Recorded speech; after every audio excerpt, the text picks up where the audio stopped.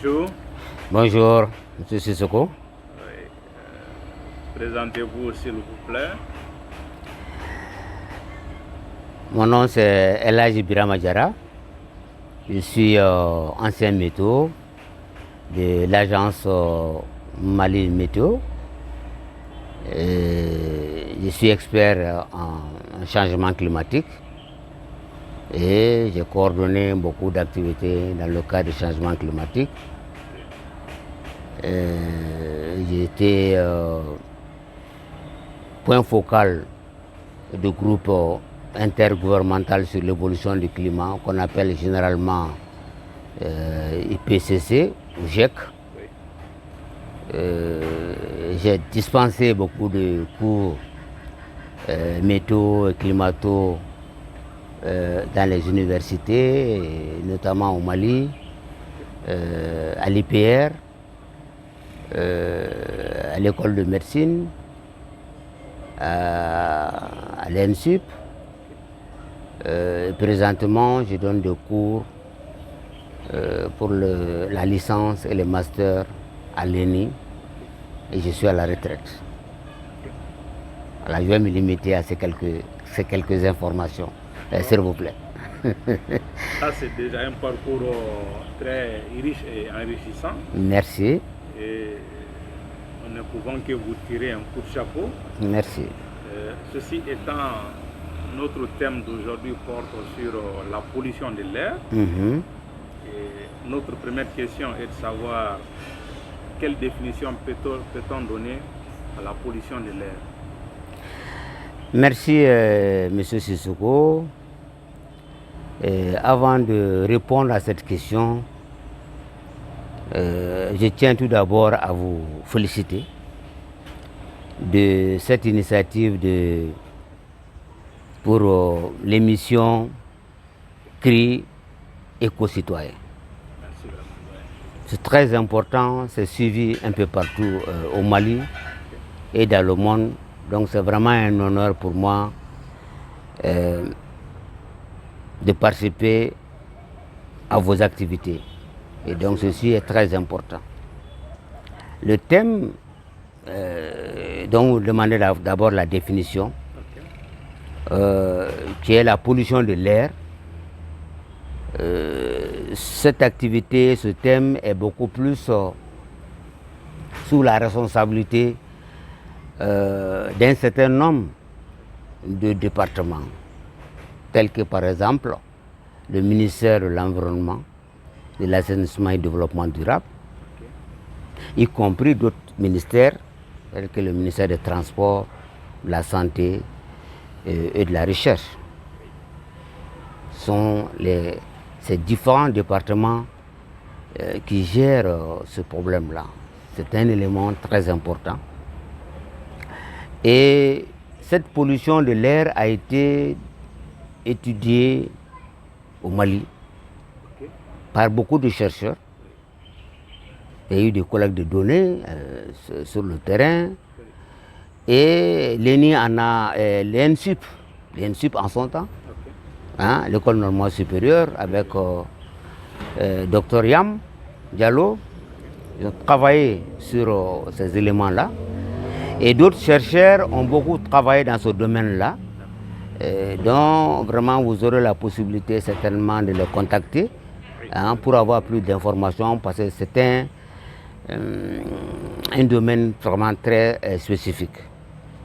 Alors je pourrais vous donner après les adresses de ces chercheurs-là. Il y a un certain Yacouba Maïga qui a travaillé sur ce thème-là, très important, dans la ville de Bamako. Et il y a des résultats qui sont disponibles. Je ne sais pas si ça a été publié, mais il y a beaucoup de résultats disponibles à la matière. Ils ont fait des points de collecte dans pas mal de zones au Mali. Et je pense qu'en contactant ces différents chercheurs, vous allez avoir beaucoup plus d'informations. Moi, je me réjouis de parler de ce thème-là aujourd'hui parce que, comme je viens de le dire tout de suite à l'introduction, je suis météorologue. Donc, qui dit météorologie dit responsable du suivi des conditions climatiques, des conditions atmosphériques. Alors, comme j'étais responsable du département qui gère ces aspects-là, également, j'ai été, comme j'ai dit, point focal du GIEC, mais en même temps, point focal de la coalition sur le climat, qui est un organisme qui s'occupe vraiment de ces pollutions de l'air. Donc, vraiment, je me suis dit que je peux donner des informations à mon niveau pour alimenter cette émission de cris éco-citoyens. Voilà les raisons qui me poussent vraiment à faire cet entretien avec vous, M. Sissoko. Nonobstant qu'il y a des chercheurs, des responsables qui sont mieux placés que moi pour donner plus d'informations, mais le peu que j'ai, je peux partager ça avec vous. Alors, déjà énorme. Et donc, pour venir à votre question, qui est la définition de la pollution de l'air, effectivement, c'est trop vague quand on dit pollution de l'air. C'est complexe, c'est vrai, mais on peut considérer que c'est vraiment la pollution atmosphérique. Pollution atmosphérique parce que c'est en fait la modification des compositions, la composition de l'air atmosphérique d'une manière générale.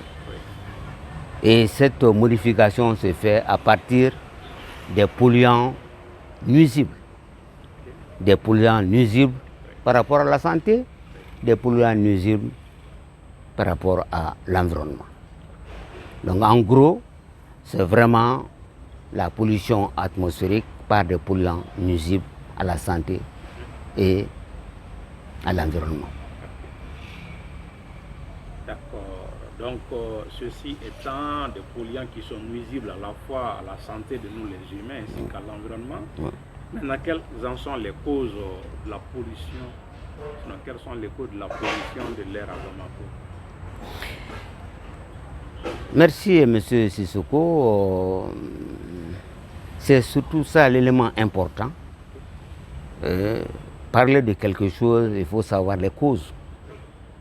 Et je parlais tout à l'heure des polluants nuisibles. D'où viennent ces polluants nuisibles? Ces polluants nuisibles, on peut les avoir à 2 ou 3 niveaux. D'abord, au niveau, on peut dire au niveau physique. Ça, c'est la poussière, les particules en suspension dans l'atmosphère. On peut avoir aussi ces polluants au niveau biologique. Biologique parce que les arbres que nous avons, les plantes et autres, ils ont des graines. Et généralement, on parle de pollen. Les pollens de ces plantes, de ces arbres, sont dans l'atmosphère. On ne voit pas à l'œil nu, mais qui peut polluer aussi l'atmosphère et peut avoir des impacts. Bon, il y a aussi comme source chimique. Chimique à tout bout du champ. C'est-à-dire c'est des gaz. Des gaz qu'on peut noter par exemple les gaz carboniques, le méthane, pourquoi pas, d'autres gaz quoi, dans l'atmosphère, puisque l'atmosphère est composée de gaz. Donc, sur le plan chimique, il y a toutes ces informations, tous ces éléments-là qui puissent venir et on sait que généralement, tous ces polluants dont je viens de citer, que ce soit chimique, que ce soit biologique, que ce soit physique, c'est dû, on peut dire, à plus de 90% à l'activité humaine. Donc nous les humains, Les habitants de Bamako, c'est nous qui sommes quelque part Voilà. à la base. Parce que nous, si nous voulons, nous cherchons à nous développer, forcément nous allons mener des activités. Là, c'est sûr. Et toutes les activités que nous menons, soit nous dégazons des gaz, soit nous produisons de la poussière, comme je l'ai dit tout à l'heure, soit à partir de l'agriculture, nous allons augmenter la prolifération des graines, des pollens dans l'atmosphère. Tous ces éléments existaient avant, mais c'est aujourd'hui qu'on est en train de renforcer cette situation dans l'atmosphère d'une manière générale. Nous contribuons À renforcer leur présence dans l'atmosphère. D'accord. Maintenant, troisième question, s'il s'agit de savoir quelles sont les conséquences de la pollution de l'air, à la fois sur notre santé et peut-être sur d'autres aspects de la vie. Cette question aussi est très importante, M. Sissoko. À partir des causes, nous pouvons déjà imaginer quelles sont les conséquences. Effectivement. Donc les conséquences là sont vraiment multiples. Peut-être comme ça, aux yeux des profanes, ça passe presque inaperçu, Oui. mais les conséquences sont multiples et variées. Je vais vous en citer quelques-unes Ok. pour faciliter la compréhension de ces conséquences-là. Ok. Bien, beaucoup de gens peut-être en savent déjà, mais il faut quand même les rappeler. Oui. Vous savez qu'aujourd'hui, on parle beaucoup plus de changement climatique. Évidemment. C'est aujourd'hui le maître mot pour l'environnement, Bien sûr. les changements climatiques. Et les changements climatiques sont dus à 95% à l'activité humaine. Oui. Ça, c'est le GIEC qui le dit. Et le GIEC dit également, c'est les émissions les émissions de gaz à effet de serre, donc des gaz qui sont dans l'atmosphère, qui renforcent le réchauffement atmosphérique. Ok. Et donc, plus il y a des gaz, plus l'atmosphère se réchauffe, plus on a des changements, les changements du climat, donc on appelle changement climatique. Oui. Et donc, tout ce qui s'ajoute à ce changement-là Oui. font partie des conséquences de ces gaz qui sont dans l'atmosphère et qui sont d'origine humaine. Oui. Et bien entendu, il y a d'autres conséquences, Oui. notamment sur le plan de la santé publique. Ok. C'est beaucoup plus sur ça que c'est perceptible. Oui. Aujourd'hui, s'il y a assez de polluants dans l'atmosphère, on voit souvent que la visibilité est réduite. Ah oui. Il est difficile de se mouvoir, Oui. qui peut même entraîner des accidents de circulation. Ah oui. Hein? Bien sûr. Ça, c'est un élément important. Mais aussi, il y a... ça, c'est l'aspect physique. Oui. Mais l'aspect santé publique, Oui. c'est par exemple l'irritation au niveau des yeux. Ok. Il y a certaines personnes qui sont très sensibles à ces gaz-là, Oui. donc ça fait l'irritation au niveau des yeux. Effectivement. Mais par ailleurs aussi, les maladies pulmonaires, Oui. cardiovasculaires, Oui. et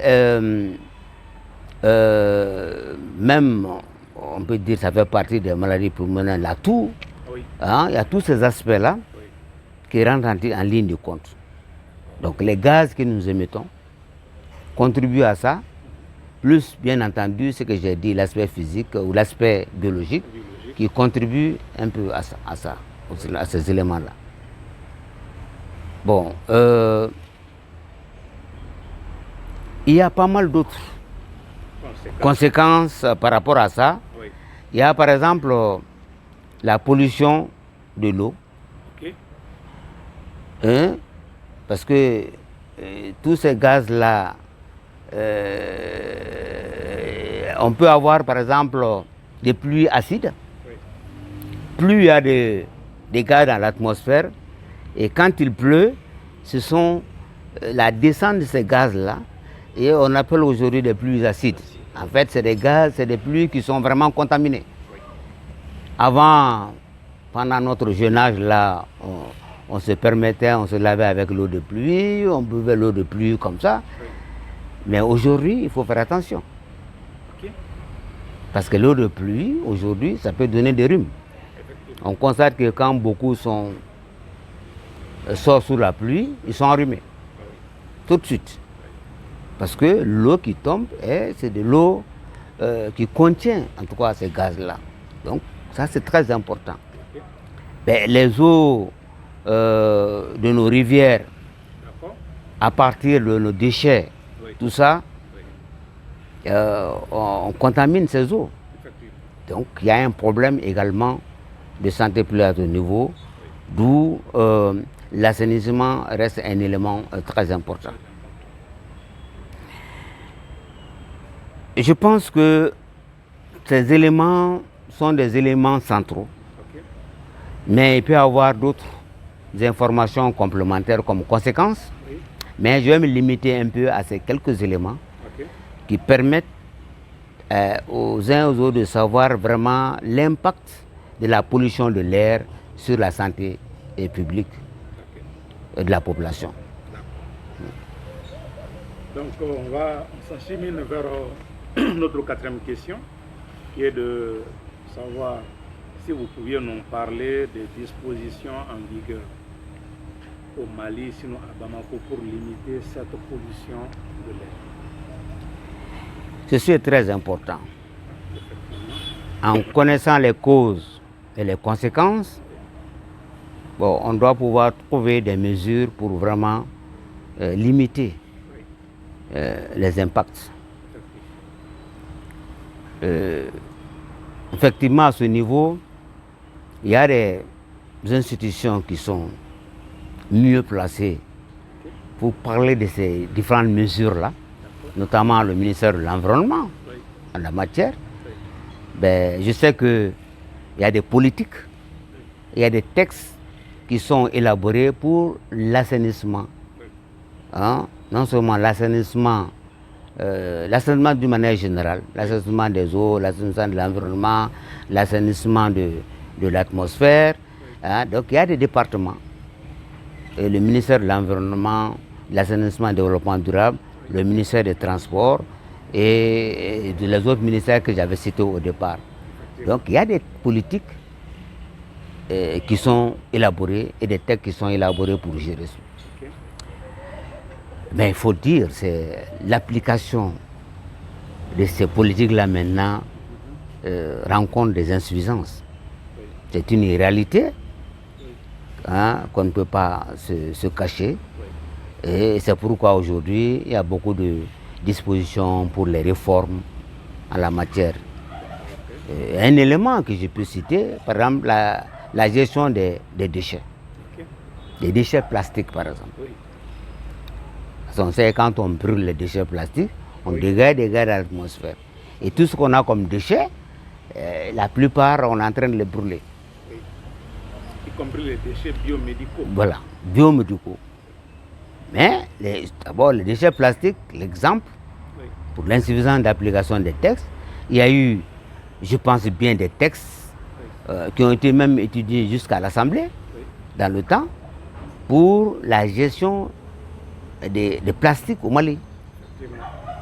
Mais aujourd'hui, je ne sais pas, peut-être je suis à la retraite, peut-être que je n'ai pas suivi l'évolution des choses, mais il ne me semble pas qu'il y ait une application hein, de la gestion de ces déchets plastiques au jour d'aujourd'hui.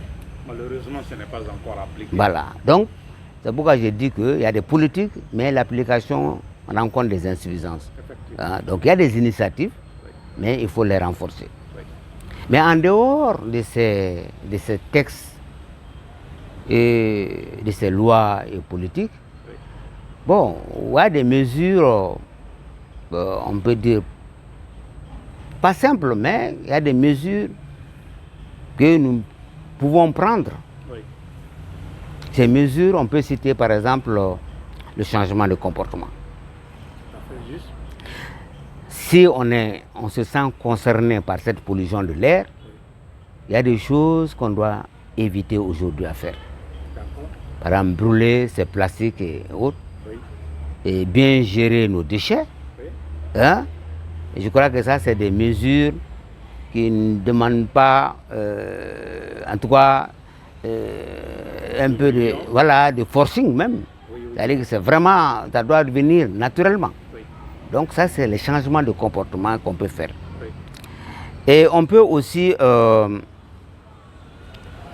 d'autres dispositions. Il s'agit de faire des études et recherches par rapport à cette pollution de l'air. Dans beaucoup de pays développés aujourd'hui, et même certains pays en Afrique, tels que le Sénégal, l'Afrique du Sud, le Maroc, il y a beaucoup d'études et beaucoup de collectes de données sur la pollution de l'air, avec même des alertes précoces en la matière. Aujourd'hui, le service météo a commencé à faire des bulletins dans ce sens-là,